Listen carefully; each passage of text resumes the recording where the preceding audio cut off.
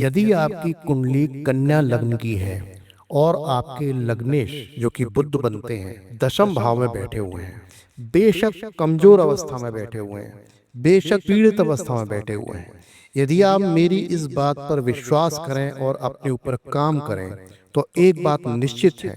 यदि आपका जन्म ऐसे घर में हुआ है जहां पर दाने दाने को मोहताज हैं परिवार के लोग, वहां आप कुछ विशेष कर सकते हैं, कुछ ऐसा कर सकते हैं कि आप कुल दीपक कहलाएंगे। लेकिन शर्त सिर्फ इतनी है कि आपको मैनेजमेंट में महारत हासिल करनी है और गणेश जी की अनन्य भक्ति करनी है। आपको कभी भी कल्पना में नहीं रहना है, मेहनत पर विश्वास करना है और अपनी योग्यता बढ़ाते रहना है।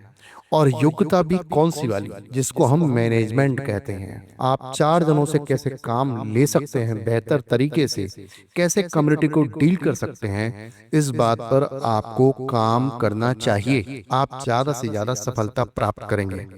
अब होता क्या है कि कन्या लग्न वालों के जो आय के कारक बनते हैं वो बनते हैं चंद्रमा।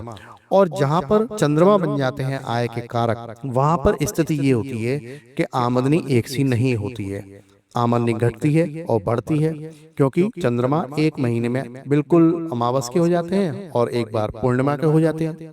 तो ऐसा ही हमारी मानसिक व्यवस्था चलती रहती है, क्योंकि आय भाव के स्वामी कन्या लग्न में बनते हैं चंद्रमा।